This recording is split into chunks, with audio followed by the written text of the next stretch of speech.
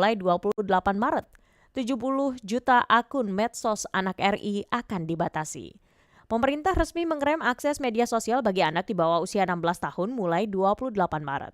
Seluruh platform digital tanpa kecuali diwajibkan patuh seiring berlakunya peraturan pemerintah tentang tata kelola penyelenggaraan sistem elektronik dalam perlindungan anak atau PP Tunas. Menteri Komunikasi dan Digital, Menkom Digi Mutia Hafid menegaskan tidak ada ruang tawar bagi platform yang melanggar ketentuan tersebut. Dan untuk memperbincangkan hal ini lebih jauh, kami telah bersama founder Drone Emprit sekaligus pakar teknologi informasi Ismail Fahmi. Pak Ismail, selamat pagi. Selamat pagi. Pak Ismail, bagaimana Anda menilai efektivitas kebijakan pembatasan akses medsos ini untuk anak di bawah 16 tahun dalam konteks perlindungan digital?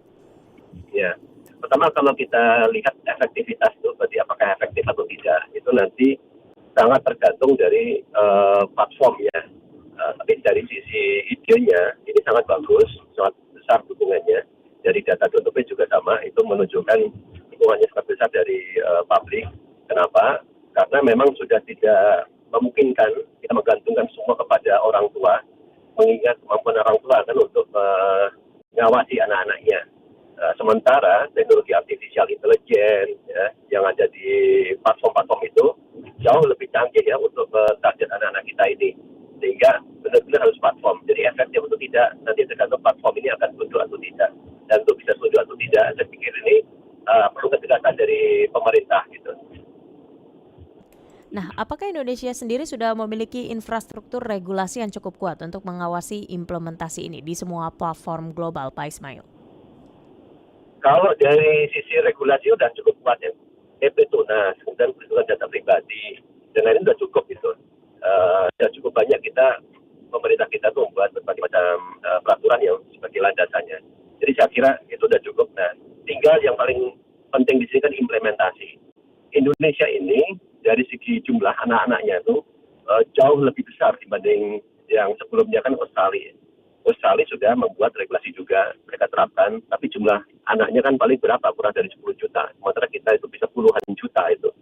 Jadi banyak negara itu menunggu Indonesia. Bagaimana regulasi di Indonesia itu bisa terapin, bagaimana platform itu kemudian bisa duduk ya kerjasama dengan pemerintah juga itu.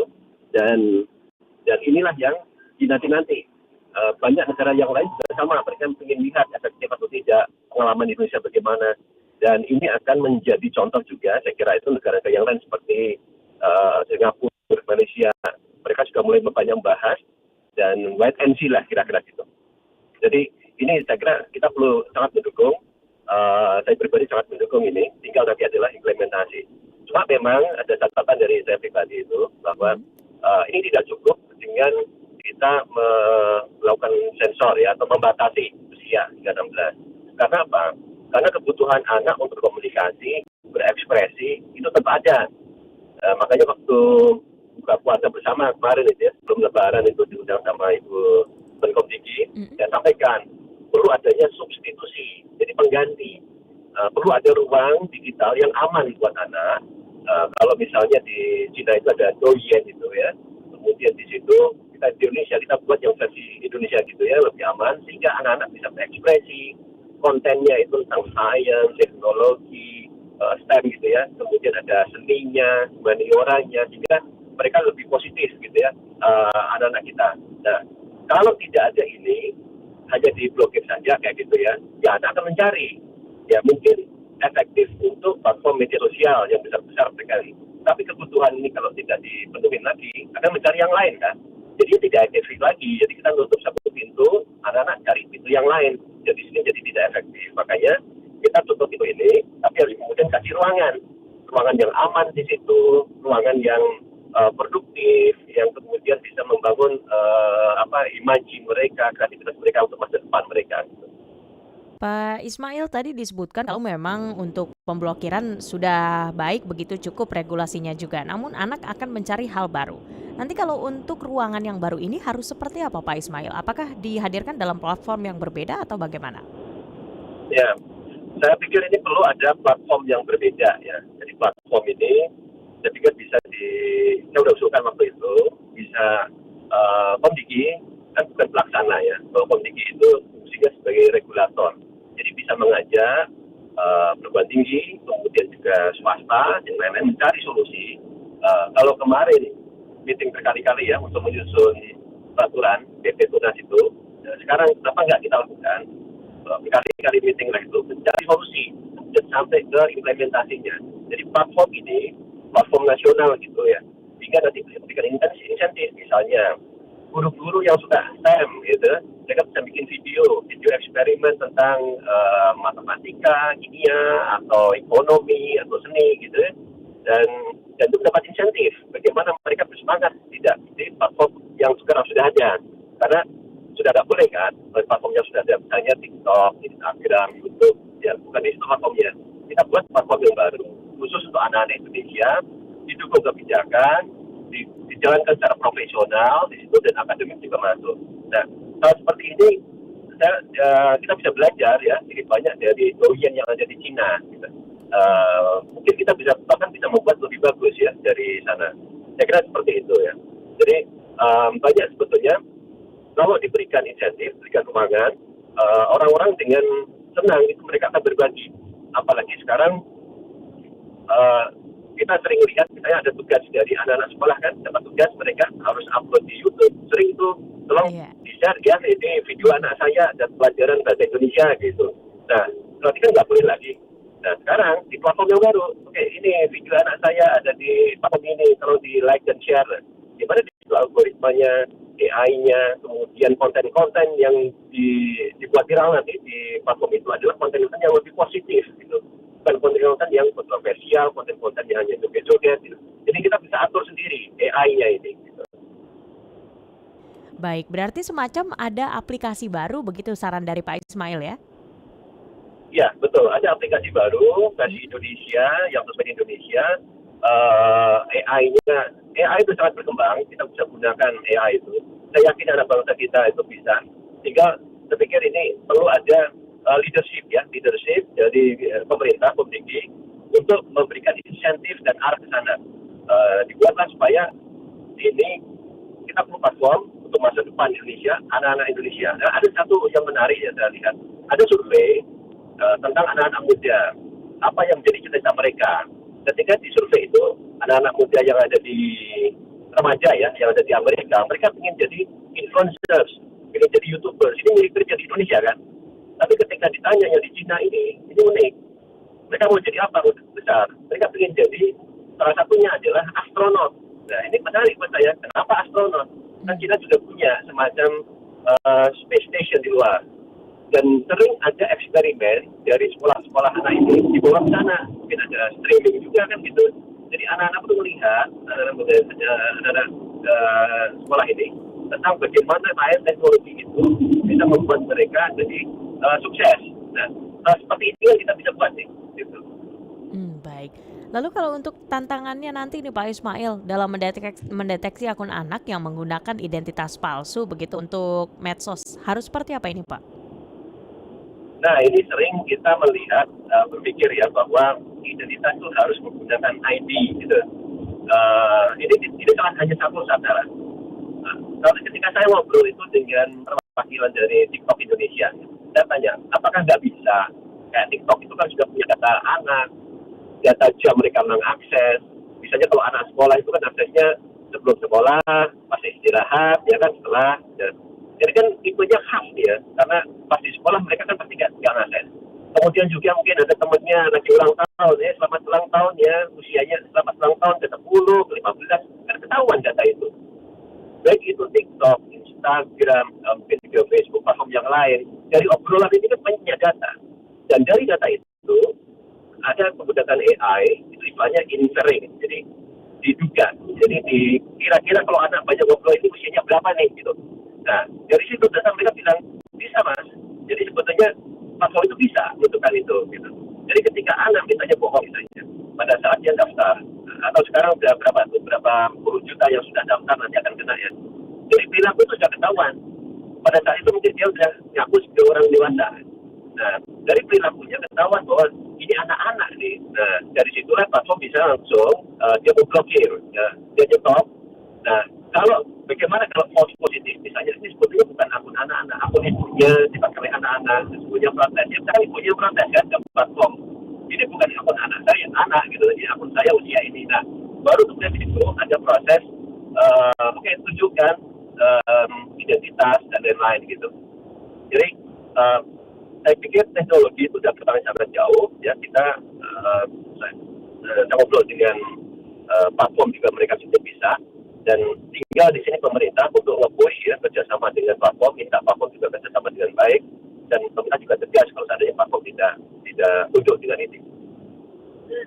Baik, lalu kalau untuk terkait teknologi seperti AI dan juga biometrik ini siapkah untuk digunakan mendukung kebijakan ini, Pak Ismail? Ya itu saya kira salah satu yang bisa harus dipakai. Jadi Mhm. metode untuk menentukan usia itu banyak ya, pertama biometrik, ID ya, kemudian perilaku tadi ya, kemudian mungkin ada informasi-informasi yang lain yang bisa dipakai. Intinya kita pemerintah membebaskan. Kemarin ketika saya lihat, saya sudah sangat setuju itu dari Kemenkom Tinggi, karena ketika saya lihat slide ya dari Kemenkom Tinggi bahwa metodenya itu tidak hanya satu, ada banyak metode, sekitar 5 kalau nggak salah, dan itu bisa digunakan semua, dan itu dibebaskan kepada platform. Yang paling penting adalah platform bisa membantu pemerintah untuk menjalankan peraturan ini. Baik, lalu kalau untuk pembatasan ini tadi kan disebutkan juga berpotensi mendorong anak-anak berpindah ke platform yang lain begitu atau tidak terpantau. Kalau untuk kehadirannya sendiri terkait platform-platform tersebut apakah juga bisa langsung diblokir ini, Pak Ismail? Nah ini sebetulnya yang menarik Indonesia dengan yang lain adalah kalau misalnya di Australia, itu kan fokusnya di media sosial ya, media sosial tertentu. Sementara peraturan kita itu nggak fokus hanya di media sosial, tetapi PSE, penyelenggaraan sistem elektronik. Ya, artinya apa? Aplikasi-aplikasi elektronik yang dipakai oleh banyak anak itu harus tunduk juga sama ini. Gitu. Jadi bukan hanya TikTok, Instagram dan lain-lain itu, tetapi juga mungkin aplikasi game. Kalau saya misalnya, saya membuat aplikasi game dipakai banyak anak-anak, harus tunduk juga dengan ini. Gitu. Jadi peraturan itu sudah sangat cukup bisa dipakai untuk menyasar semua kanal-kanal yang lain juga yang kira-kira akan jadi tempat. Tapi kan kita sekali lagi kan nggak bisa. Kemudian jika peraturan yang kuat ini, akhirnya pintu-pintu semua ditutup ya. Ini tutup, anak cari yang lain, ini tutup lagi. Kebutuhan anak itu tetap ada. Kebutuhan mereka untuk berekspresi, bersosialisasi itu tetap ada. Nah, yang masalah selama ini adalah platformnya itu kan bahaya. Platformnya tidak bagus gitu isinya. Banyak isi yang bagus. Banyak isi yang bagus. Nah, kenapa enggak? Kita buat ya platform yang baru, yang aman di situ, isinya juga bagus ya, yang positif. Sehingga silakan, semua pintu ditutup. Yang ini yang dibuka gitu. Baik, lalu terkait indikator yang dapat digunakan untuk mengukur keberhasilan dari kebijakan ini, seperti apa, Pak Ismail? Ya, saya kira pertama kan dari platform sendiri ya. Mereka harus ada laporan gitu, berapa jumlah pengguna traffic. Apakah itu bisa, sangat bisa mengetahui berapa banyak. Misalnya ini, kayak Meta atau Facebook. Mereka tuh tahu pengguna saat ini itu usianya berapa saja yang ada bahkan di daerah Jawa Barat misalnya gitu ya. Jadi kalau saya mau pasang iklan, saya targetkan anak usia sekian-sekian. Itu Iya. bisa. Jadi itu dari situ kan ketahuan mereka punya datanya ya, punya data akses. Kemudian juga ada beberapa situs gitu ya, situs yang mengukur traffic ya, melihat traffic. Nah, di situ mungkin bisa dilihat berapa besar trafficnya, apakah tetap tinggi ya, atau kemudian turun, itu juga bisa dilihat. Ya. Dan kemudian yang paling tepat adalah pemerintah nanti harus bikin KPI sendiri. Ya. KPI itu disusun Mm-mm. bersama dengan sekolah, saya kira juga gitu ya. Kemudian nah dari KPI itulah yang menjadi indikator kebetulan kan ini nggak bisa hanya platform saja ya. Ada dari orang tua, ada sekolah, ada guru, psikolog dan lain-lain, ini harus terlibat bersama-sama semuanya sehingga tidak bisa kita serahkan semua ke platform. Platform memang paling utama, salah satu indikator KPI-nya. Tetapi banyak pihak yang lain juga harus dilibatkan. Baik. Lalu kalau untuk contoh negara lain yang berhasil, ini sudah adakah menurut Pak Ismail yang menerapkan kebijakan serupa? Kebijakan serupa yang sudah ada itu yang sering jadi contoh itu Australia. Hmm. Tapi Australia ini kan kurang dari 10 juta tuh anaknya kalau nggak salah ya. Jadi nggak besar. Dan mereka masih fokus di platform media sosial tentu gitu. Indonesia ini the first saya pikir itu kita lihat ya untuk skala jumlah anak yang begitu besar, kemudian juga platformnya yang begitu banyak juga, nggak hanya platform media sosial tapi PSE, Internet Recording, masuk platform game ya, game dan lain-lain itu. Dan Indonesia ini saya kira yang paling utama. Jadi kalau dilihat negara yang lain seperti apa, apakah sudah ada contoh gitu, ya kita bisa belajar dari Australia kurang lebihnya apa gitu yang sudah ada.